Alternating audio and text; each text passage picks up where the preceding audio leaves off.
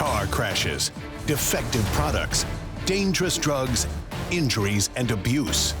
Across the state of Alabama, the attorneys, proudly sponsored by the law firm of Hollis, Wright, are here to serve you. Your tough legal questions answered by our experts with the attorneys of Hollis, Wright. Good evening and welcome into the attorneys. I'm Art Franklin.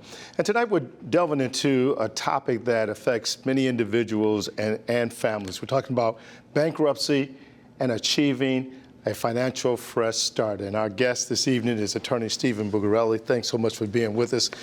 This is a topic I know we kind of dealt with in many ways, but not like this. Yeah, not like this, because Stephen has done a tremendous job of developing really some of the top 10 or most common questions that his clients have when they initially come to see him. And I suspect some of the top questions that our viewers will have if they're in sort of a financially distressed situation, they're struggling to pay their bills. So this is a show that I think will impact a lot of people here tonight. Make a difference indeed. Stephen, thanks so much for being here. Yeah, guys, I'm so excited to be here with you. I've been a fan of the show for a long time, so excited to have the opportunity to share some of my knowledge and insight with your viewers. It's a really interesting time to be discussing bankruptcy in this period of relative economic uncertainty.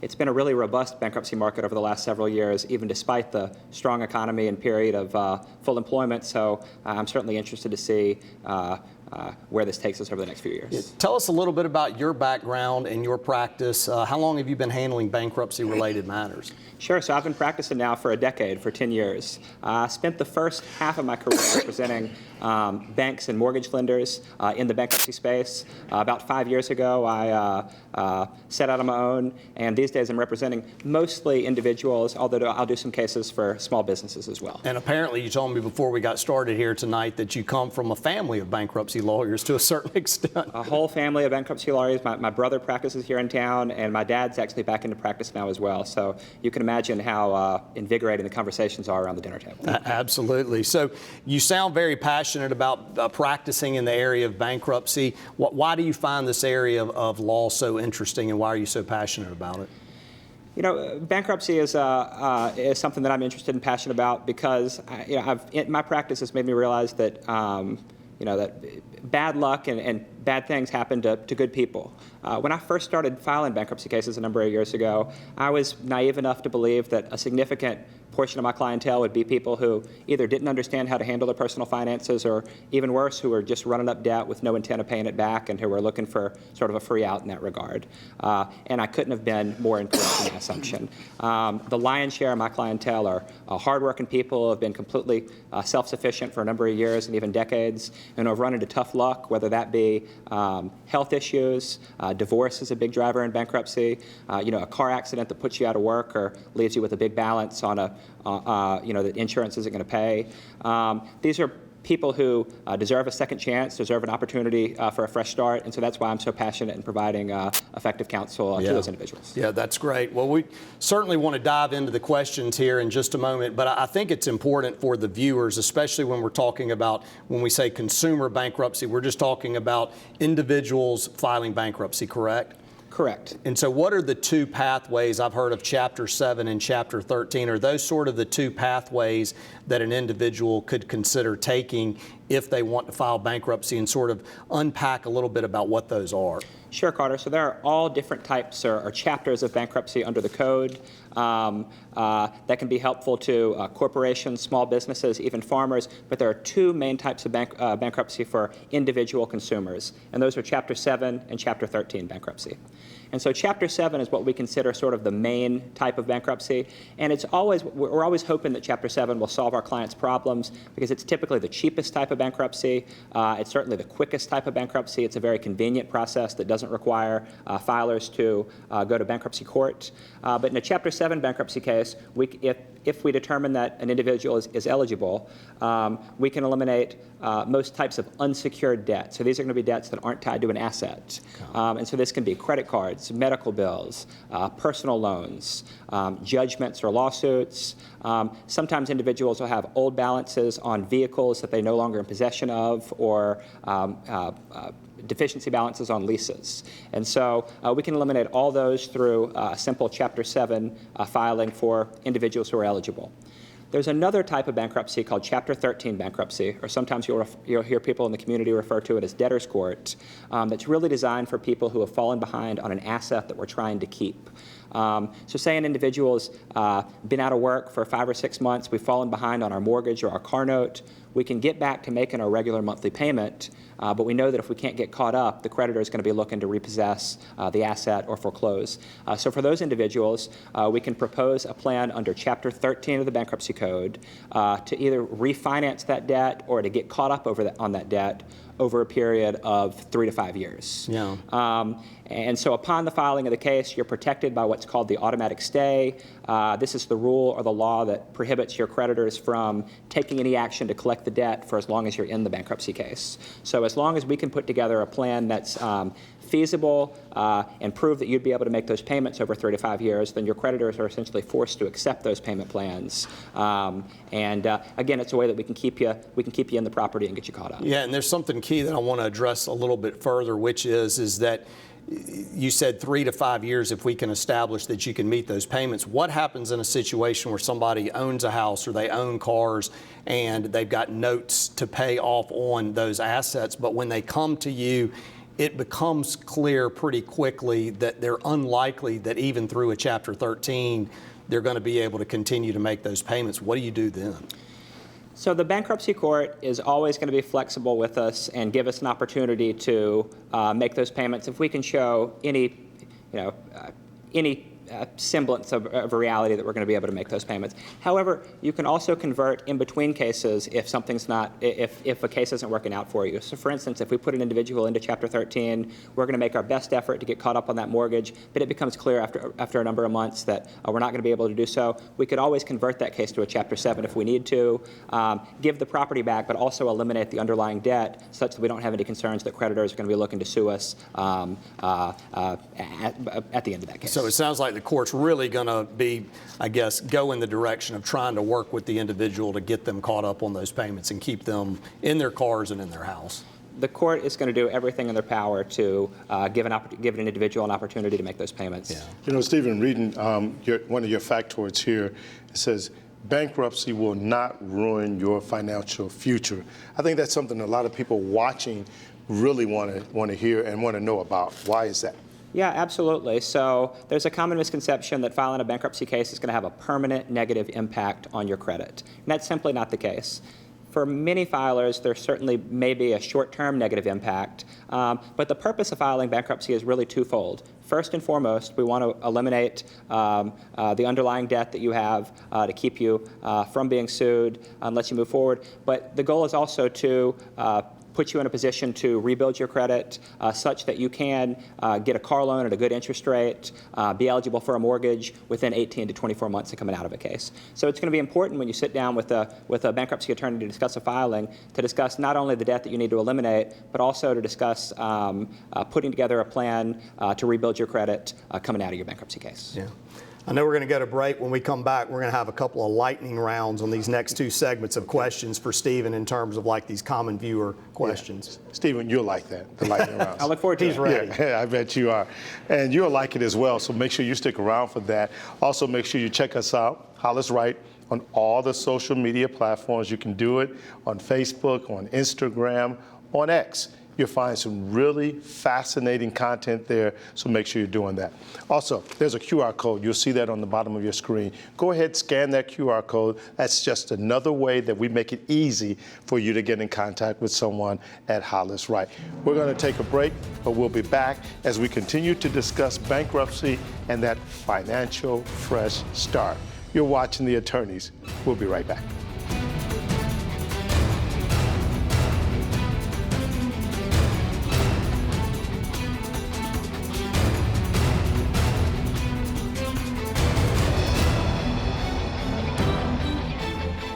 Here's some good information from our firm to you.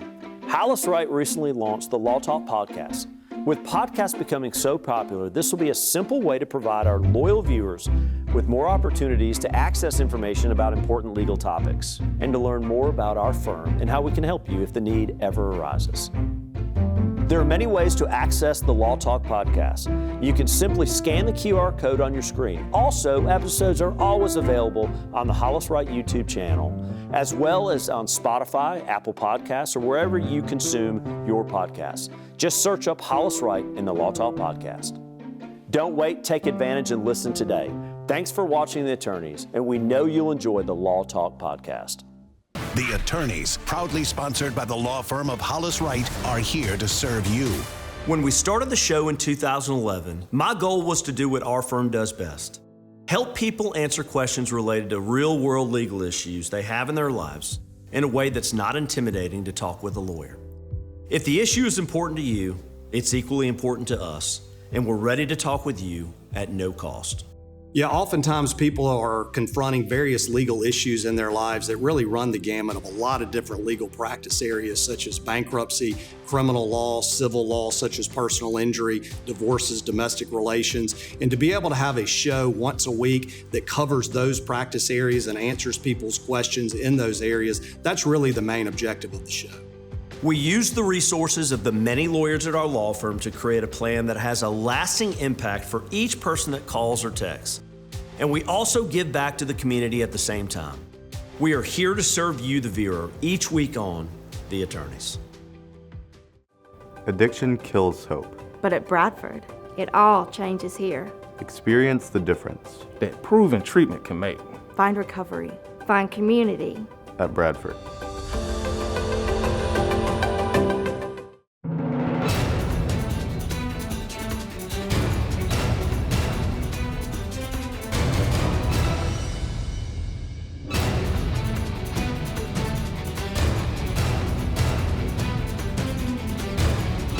Welcome back to The Attorneys. We're speaking with attorney Stephen Bugarelli about bankruptcy and getting a financial fresh start. As we were heading to break, Carter was talking about this is going to be that lightning round where we're going to go in question after question for Stephen. Yeah, we've got a ton of viewer questions here, so let's just jump right at it. So one question is if my wages are being garnished, can I stop the garnishment by filing bankruptcy?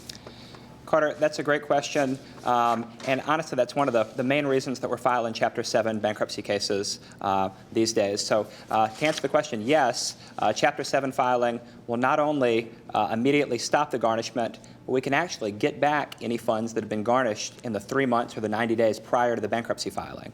That's one of the reasons that if you receive word of a lawsuit or have a judgment against you, it's going to be important to reach out to a bankruptcy attorney as quickly as possible to get that process rolling such that we can save you as much money on that garnishment as is possible. Now, what happens if the person that received that money has already spent it and can't pay it back? You know, that's going to be their problem because they're going to have an obligation to get it back to them, or theoretically they would be in contempt of court for their inability to do so. Yeah, because I've seen that. Obviously, I don't practice bankruptcy law, but I have heard about circumstances where people were concerned about the fact that they received certain money, and then within that 90 days, the person that paid them the money filed bankruptcy, and they were worried that the bankruptcy court was going to come and ask for the money back. Sometimes they do, sometimes they don't. What does that process look like? Because it occurs sometimes, but sometimes it doesn't. And so that's going to be a reason that, you know, if you're a creditor, it's going to be important to have effective counsel on your side there. I know that we have a great community of creditors attorneys here in town, and that's one of the reasons that typically if they're collecting on your behalf, they'll hold that money in escrow for a number of months, just in case we come across a circumstance like this where it's going to be due to be returned. But if you're handling that as a creditor, if you're handling that issue yourself, you know, I would strongly advise that you put that money to the side for at least 3 months, again, just to confirm that the individual doesn't file a bankruptcy case. Yeah. Keep it rolling. We touched upon this a minute ago, but I think it's worth repeating. I am in debt and need to file bankruptcy, but I am worried about losing my house or car. Can I file bankruptcy and keep my assets? So that's one of the biggest, another big concern of people who are considering a bankruptcy filing. If I file Chapter 7 or Chapter 13 bankruptcy, am I going to have to turn my car in to the court or back to the creditor? Am I going to lose my house? Is my lease going to be eliminated on my apartment or my house? And the answer to that is typically no. If you're still paying on the car or still paying on your mortgage, typically your creditor is really not interested in taking possession of the collateral unless they have to. They would much prefer you to continue to make the payments rather than them have to pay somebody to take possession of it, to store it, and then ultimately to auction it off.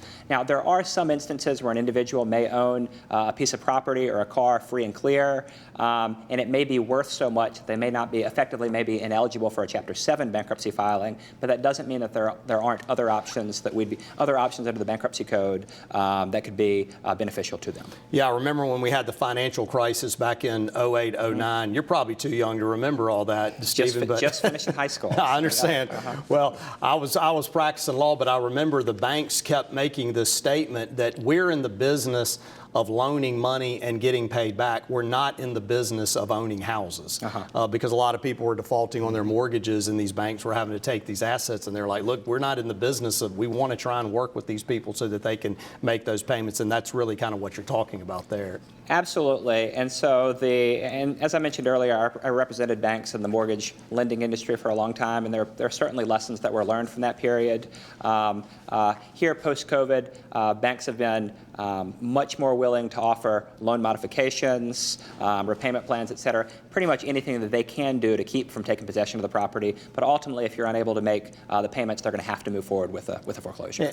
Talk a little bit more about this automatic stay, because I want to make sure that the viewers really understand and appreciate what this automatic stay is all about and how it can help them, because honestly, as a layperson out there looking to potentially file a bankruptcy, they probably don't have any idea that one of the primary and initial benefits of filing a bankruptcy is that it stops the creditors from trying to collect the debt. So talk about that benefit. Yeah, exactly, Carter. So the protection of the automatic stay is one of the primary reasons that we would put an individual into bankruptcy. And so the moment that you file a bankruptcy case, the automatic stay protects you from your creditors. So what does that mean? It means that your creditors can no longer contact you to make an effort to collect the debt. They're prohibited from taking possession of the property through a repossession or foreclosure. They can't sue you for the debt. In fact, if there's an active lawsuit against you that's pending, that lawsuit has to be stayed upon the filing of the bankruptcy case. And in fact, correct me if I'm wrong, but aren't there causes of action that you can bring as the debtor against the creditor if they continue to harass you in trying to collect that debt? Absolutely. We regularly file what's called adversary proceedings against creditors who fail to meet their obligations under the automatic stay. Recently, I had a client who I put into a case to protect her vehicle that she'd fallen behind on. A creditor, whether it was a mistake or not, took possession of the vehicle. They towed it away, and we were able to get her car back and more than that due to their mistake. Helped her out for sure. Let's get one more question in before we have to go to break here. Is it true that they will never be eligible, or is it true I will never be eligible for a mortgage again if I file for bankruptcy? Absolutely not. And so, as I stated earlier, the purpose of bankruptcy is not only to eliminate old bad debt, but to put you in a position to rebuild your credit and have a successful financial future. And so it's going to be important coming out of a bankruptcy to be proactive in rebuilding your credit, and that's certainly something that your attorney can help you out with. But if you're an income earner, if you're showing income, and we can build some positive credit relationships over the 18 to 24-month period coming out of your bankruptcy case, there's no reason that we can't get your credit back up into the 700s, put you in a position to be eligible for a mortgage, car note at a good interest rate, or anything else you need to get financed for. Do clients come to you and ask you for advice, and this is very quickly, about whether they should or should not even file bankruptcy? In other words, are there times where you're talking with a client and you're like, look, I think you can work this out without filing a bankruptcy? Does that happen? And so that's always the goal, and one of the reasons it's going to be important to sit down with an attorney. Most bankruptcy attorneys here in town will do a free consultation to determine what types of bankruptcy you're eligible for, and then whether those are going to solve your problems. Yeah. All right. You're watching The Attorneys. We're talking with Stephen Bugarella, and we're discussing bankruptcy and getting a financial fresh start. We're into our last segment now. This is your last opportunity to reach someone at Hollis Wright. All you have to do is dial 1-844-LAW-TALK. That number will get you to an attorney at Hollis Wright. It will be a free and confidential call. Go ahead and do that right now while you still have time. We're going to take a break. We'll wrap up when we come back. Stay with us.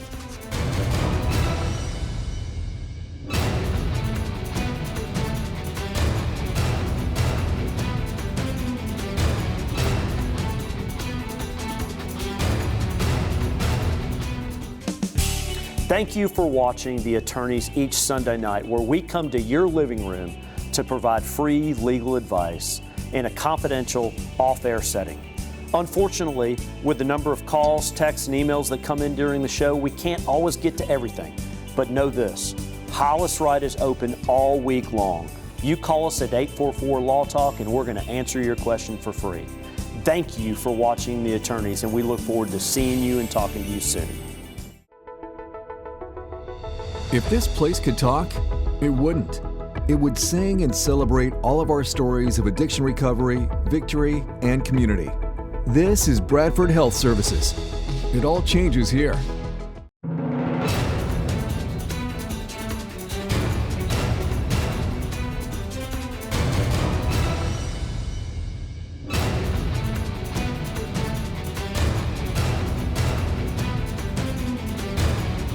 We're back with our final segment here on The Attorneys with bankruptcy expert Stephen Bogarella. So glad to have you with us. And we did our lightning round session. We're going to take it a little bit slower now. No, we're going to go right keep back it going. at it. All Yeah, right. we've got so many questions to cover here, and there's some great questions. So let's just jump right into it, Stephen. Can a bankruptcy help me if I have payday loans or personal loans? Yes, and so those are some easy ones to knock out in bankruptcy, and unfortunately are a type of debt that's having a real negative impact on the community. Nobody thinks going to a payday lender is a good idea, but unfortunately sometimes we're forced into situations where we're forced to make a decision that helps us in the near term, but we know is not going to be good for us in the long term. So those are absolutely debts that we can include and eliminate in a Chapter 7 case. Great.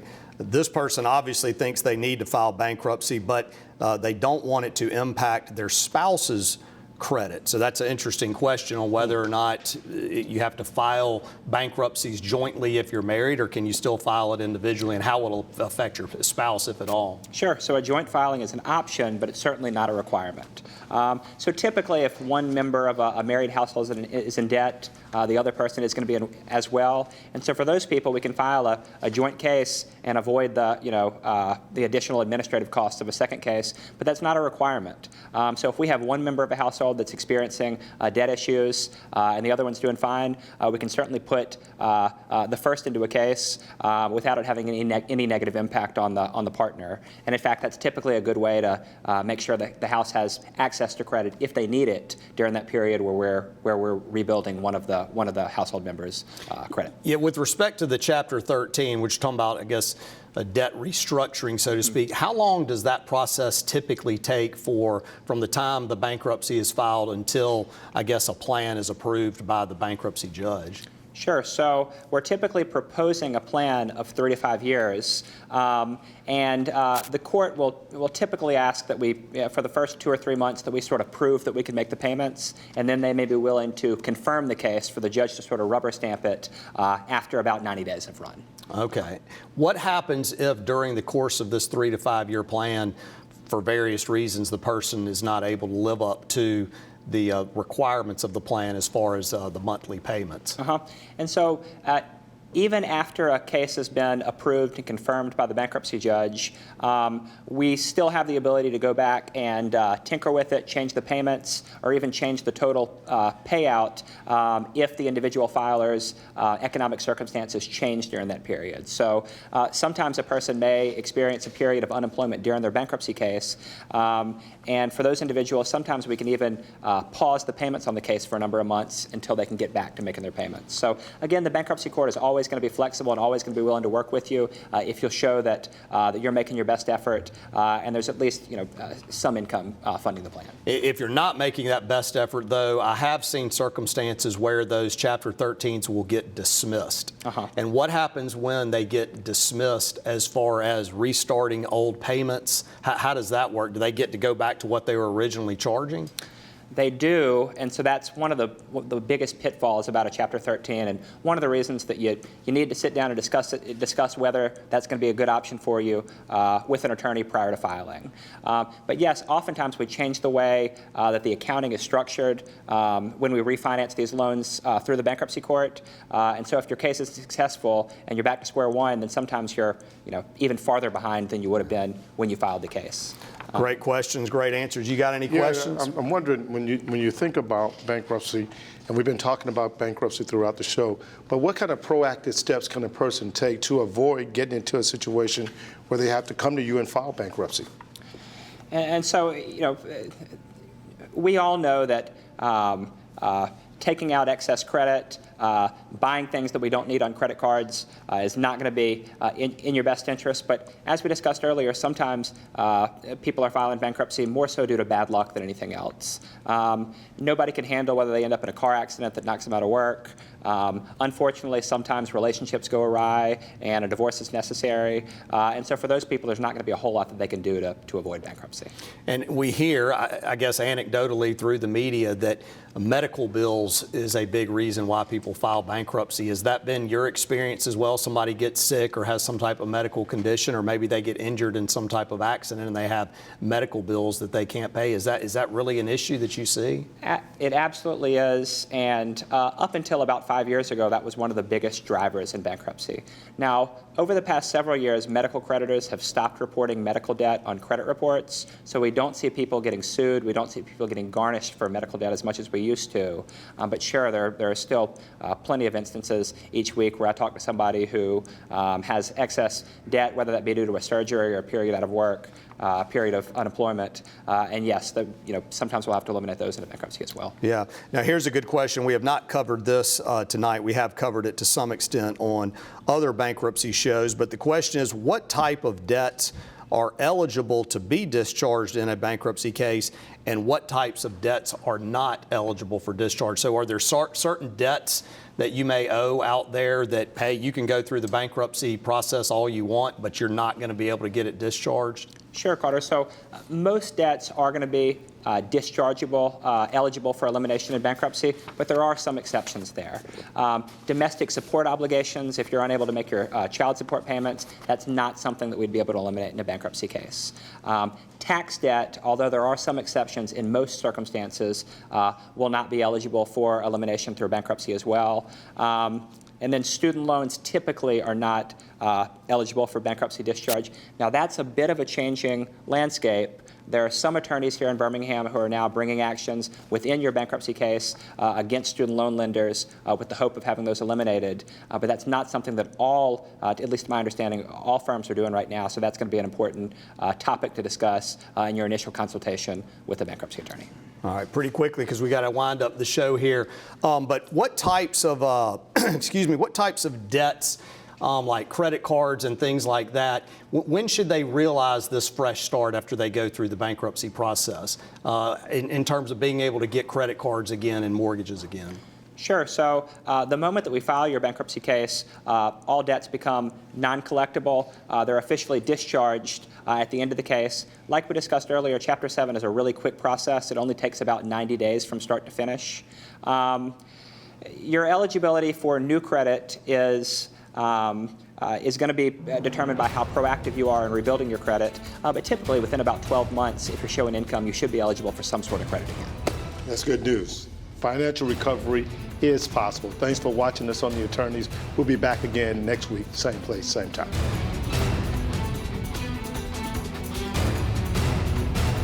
Thanks for watching The Attorneys, sponsored by Hollis Wright.